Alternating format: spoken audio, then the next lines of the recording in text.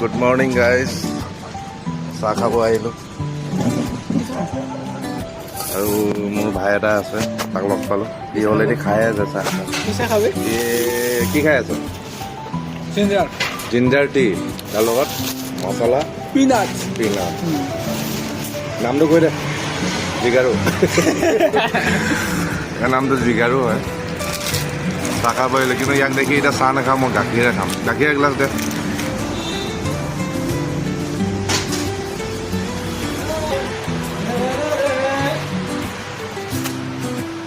চাহ গাখীৰ গাখীৰ দে দে দে তাৰ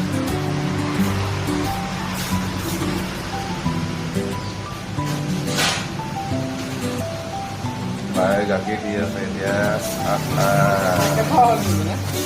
গৰম গৰম গাখীৰ।